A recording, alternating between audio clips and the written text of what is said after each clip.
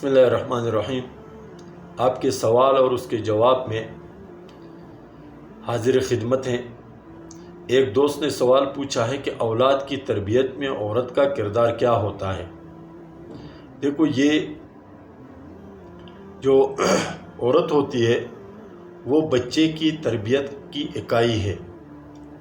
بچہ جو بھی سیکھتا ہے ابتدا میں وہ والدہ سے ہی سیکھتا ہے، اور ماں کی ذمہ داری یہ ہوتی ہے کہ وہ بچے کی جو ابتدائی تربیت ہے وہ ایک اچھے انسان کی صورت میں کرے۔ اس کی وجہ یہ ہوتی ہے کہ بچے کا میل جول، بچے کا رہنا سہنا سیکھنے کی عمر کے اعتبار سے ماں کے ساتھ زیادہ ہوتا ہے۔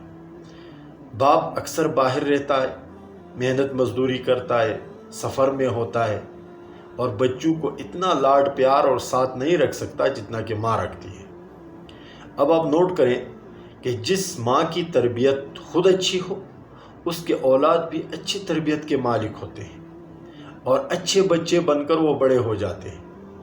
لیکن جن ماؤں کی تربیت غلط ہے ان کے بچے بھی اسی نہج پر چل رہے ہوتے ہیں۔ باپ اگرچہ کسی طریقے کا بھی ہو لیکن بچے عموماً ماں کے نہج اور ماں کے طریقے پر چلتے ہیں۔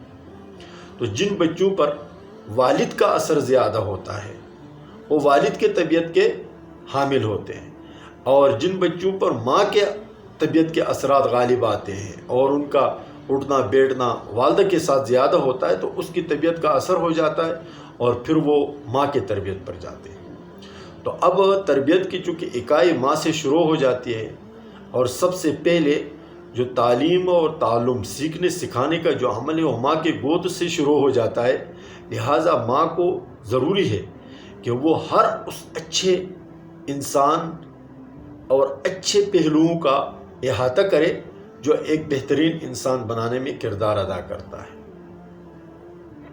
جب تک ماں غیر تربیت یافتہ ہوگی، ماں اسلامی اصولوں سے، اصول اخلاق سے، اصول معاشرت سے واقف نہیں ہوگی تو وہ بچوں کی کما حقوق تربیت نہیں کر سکے گی۔ اس لیے ضروری ہے کہ ماں کا تربیت یافتہ ہونا، اتنا تربیت یافتہ ہونا کہ وہ بچوں کو اچھے اخلاق سکھائے، اچھی تربیت کرے، بہت ضروری ہے۔